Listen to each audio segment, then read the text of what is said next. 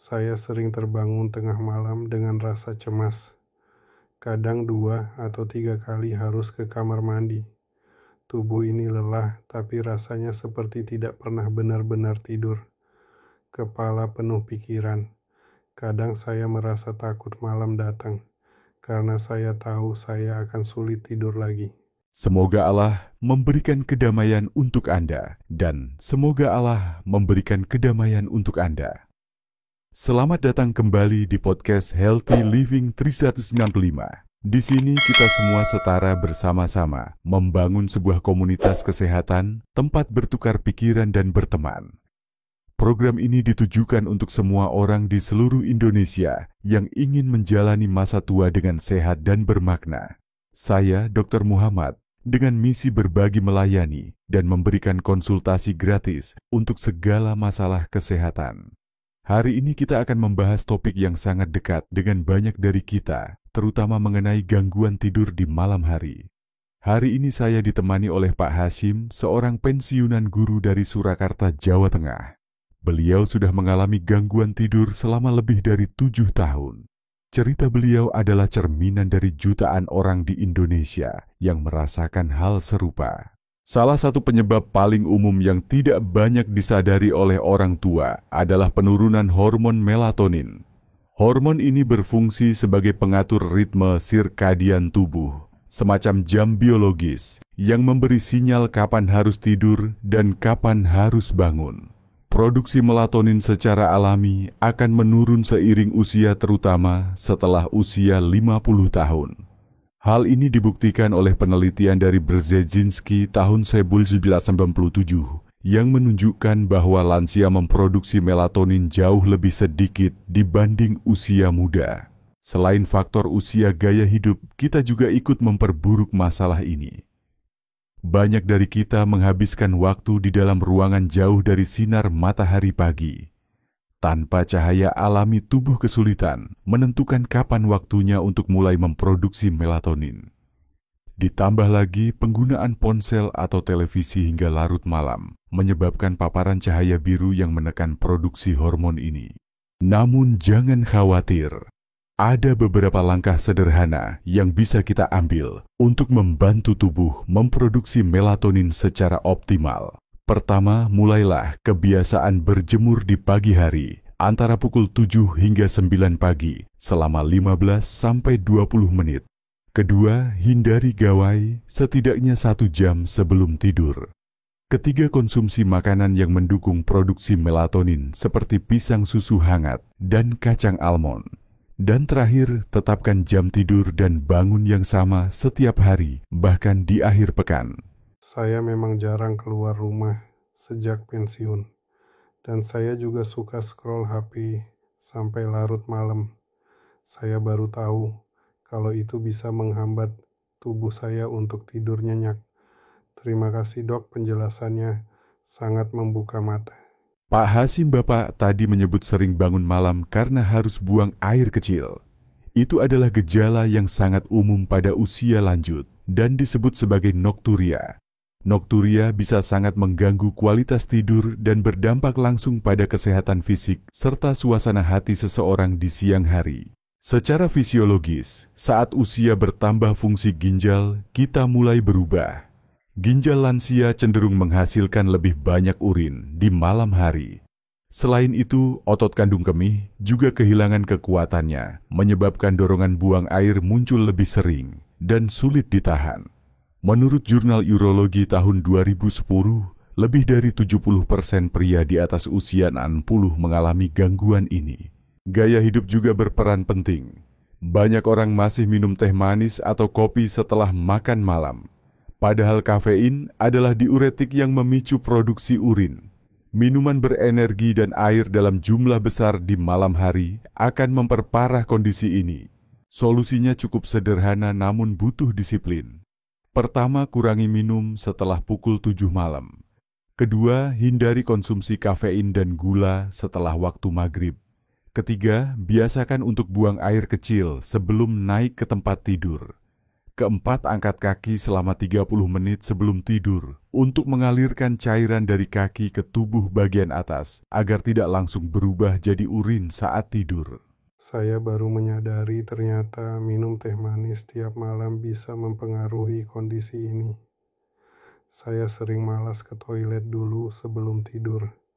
Sekarang saya paham dan ingin coba ikuti saran dokter. Hal lain yang penting adalah mengenali apakah nokturia yang Anda alami berkaitan dengan kondisi medis tertentu.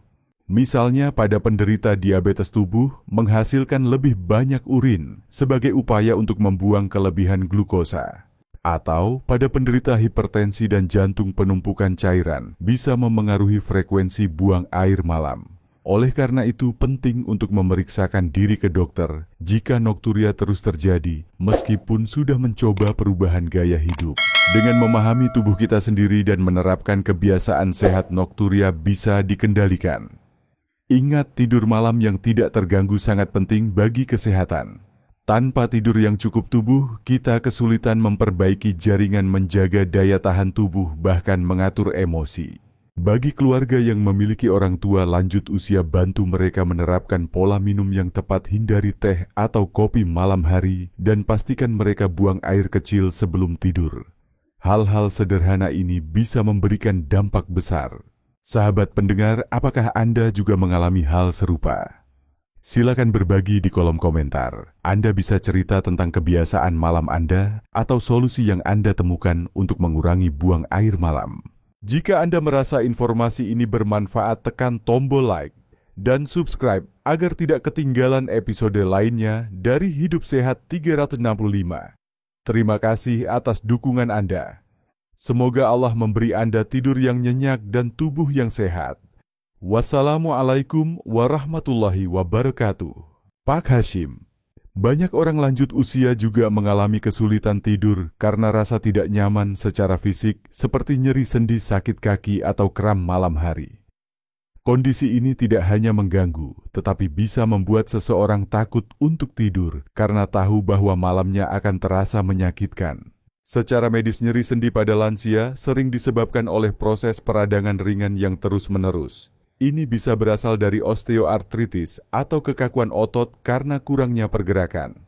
Menurut data dari Arthritis Foundation, lebih dari 80% lansia mengalami nyeri sendi, terutama di lutut dan kaki.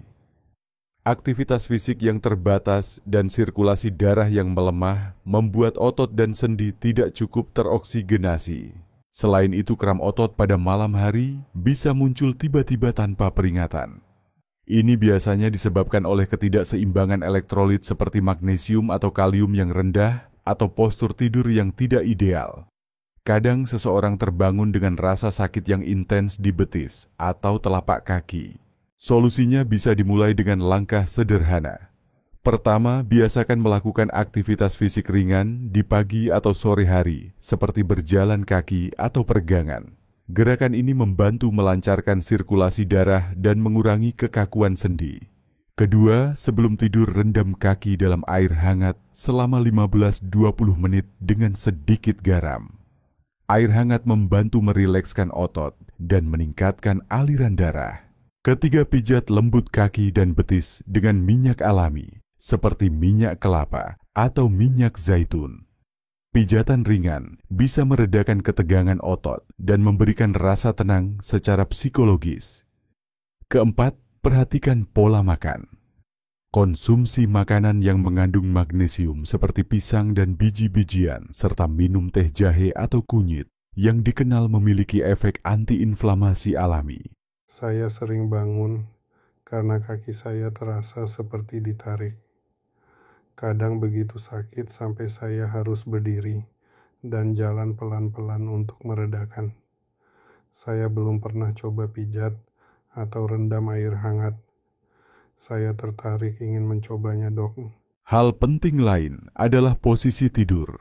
Cobalah menggunakan bantal tambahan di bawah lutut saat tidur terlentang atau di antara kaki jika tidur menyamping. Ini bisa membantu menjaga posisi sendi tetap sejajar dan mengurangi tekanan pada bagian tubuh yang rawan nyeri.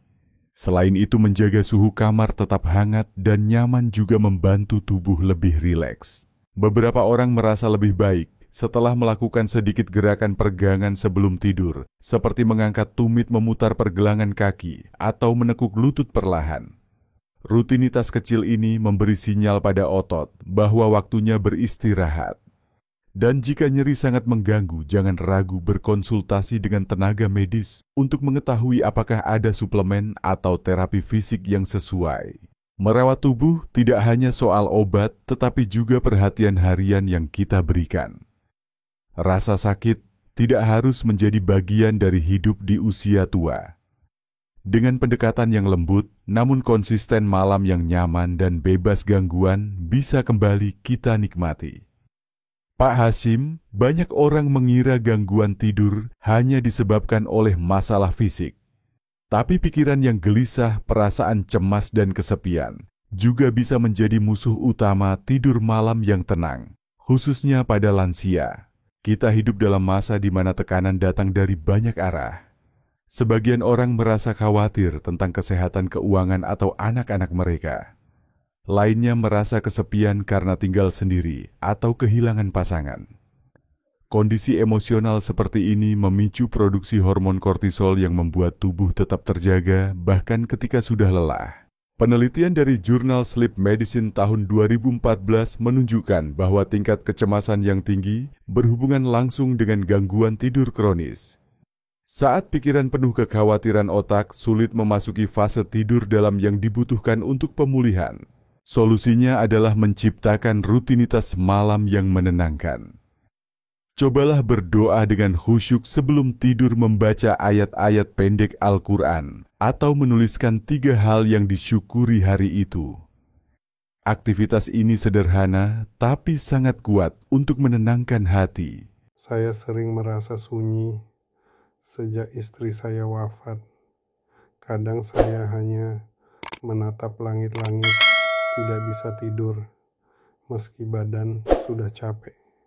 Saya belum pernah menulis hal-hal yang saya syukuri, mungkin itu bisa membantu saya lebih damai. Insya Allah, Pak Hashim. Dan bagi para pendengar yang merasa kesepian, jangan ragu untuk menghubungi keluarga. Sapa cucu lewat telepon atau video call walau sebentar, bisa membawa ketenangan luar biasa. Hati yang tenang adalah kunci untuk tidur yang lebih baik. Selain itu, jangan abaikan kekuatan mendengarkan suara yang menenangkan. Banyak lansia merasa lebih damai ketika mendengarkan lantunan ayat Al-Quran atau suara alam seperti gemericik air atau angin sepoi-sepoi. Anda bisa memutar suara ini di kamar tidur dengan volume rendah agar suasananya lebih menenangkan. Menjaga waktu tidur yang konsisten juga membantu menenangkan sistem saraf. Jika kita tidur dan bangun di jam yang sama, setiap hari tubuh akan mulai mengenali pola dan merasa lebih siap untuk beristirahat. Jangan biarkan pikiran terus berkelana sebelum tidur. Cobalah teknik pernapasan dalam atau zikir perlahan, agar tubuh masuk ke kondisi rileks. Jika rasa cemas terus berulang, sangat baik untuk berbicara dengan seseorang yang dipercaya. Bisa ustaz di masjid teman dekat atau bahkan tenaga medis. Kadang hanya dengan berbicara beban terasa lebih ringan. Salah satu masalah yang sering tidak disadari adalah kebiasaan tidur yang tidak teratur. Banyak orang tidur terlalu larut, bangun terlalu siang, atau tidur siang terlalu lama. Akibatnya ritme sirkadian tubuh menjadi kacau. Tubuh tidak tahu kapan waktunya tidur dan kapan waktunya bangun. Jam biologis manusia sangat peka terhadap rutinitas. Jika setiap hari kita tidur dan bangun di waktu yang berbeda, otak akan kehilangan orientasi. Studi dari jurnal Chronobiology International tahun 2015 menunjukkan bahwa tidur tidak teratur meningkatkan risiko gangguan suasana hati, tekanan darah, dan kualitas tidur yang buruk secara keseluruhan. Solusinya adalah kembali pada kebiasaan dasar yang konsisten. Cobalah untuk tidur dan bangun di jam yang sama setiap hari, termasuk di akhir pekan. Ini membantu tubuh Anda mengenali waktu istirahat dan bangun secara alami. Hindari tidur siang lebih dari 30 menit, terutama setelah pukul 3 sore, karena akan mengganggu rasa kantuk malam hari. Saya sering tidur siang sampai 1 jam lebih, Dok. Mungkin itu sebabnya saya sulit tidur malam. Mulai sekarang, saya akan coba tidur siang lebih singkat dan disiplin dengan waktu tidur malam. Bagus sekali Pak Hashim. Selain itu, lakukan aktivitas ringan di pagi hari seperti jalan kaki atau menyiram tanaman. Aktivitas ini membuat tubuh lebih lelah secara alami dan siap untuk tidur di malam hari. Juga hindari makan berat terlalu malam dan jauhkan ponsel 1 jam sebelum tidur agar otak tidak terus aktif. Jika Anda merasa sulit untuk tidur di waktu yang sama, cobalah membuat rutinitas malam yang tetap. Misalnya setelah salat Isya, hindari kegiatan yang terlalu merangsang seperti menonton film atau membaca berita. Alih-alih pilih kegiatan yang tenang, seperti membaca doa sebelum tidur, menyusun jadwal untuk esok hari, atau mendengarkan lantunan ayat suci Al-Quran. Lampu kamar juga berpengaruh besar.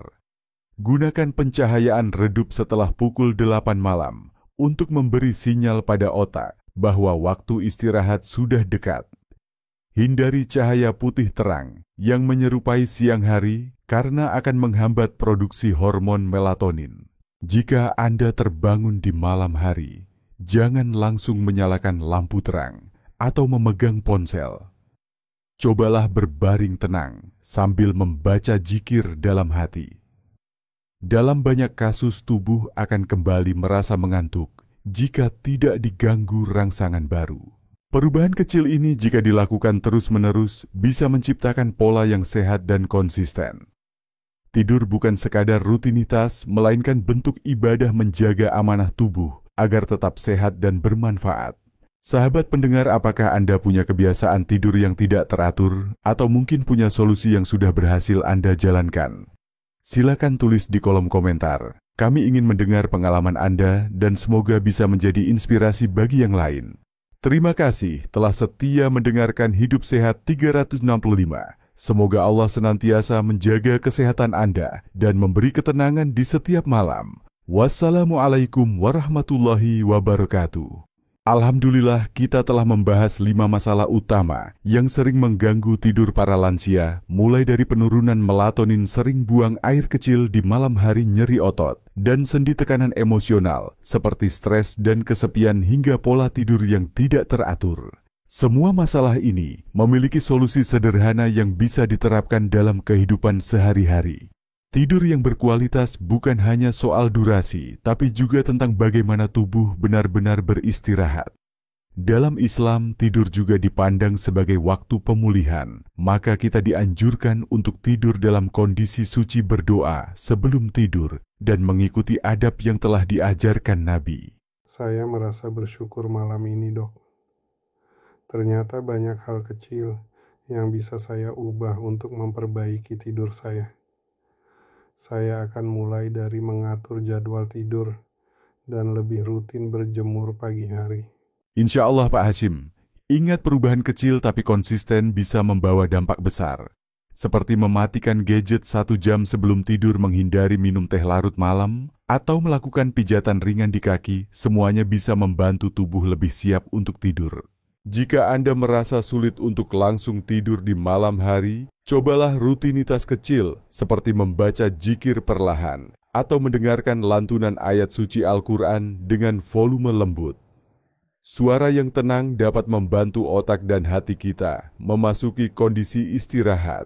Lampu kamar juga mempengaruhi hormon tidur. Gunakan lampu redup sejak pukul 8 malam agar tubuh mulai memproduksi melatonin secara alami. Hindari menatap layar ponsel karena cahaya birunya menekan hormon ini. Dan jangan lupa, tidur yang cukup bisa memperbaiki suasana hati, meningkatkan konsentrasi dan menurunkan tekanan darah. Ini adalah bentuk rahmat yang perlu kita syukuri. Lakukan perubahan perlahan tapi konsisten. Jangan menunggu sampai tubuh benar-benar lelah untuk mulai berubah. Bagi sahabat semua, mari kita jaga tidur seperti kita menjaga makan dan ibadah. Karena tubuh yang sehat adalah amanah dari Allah.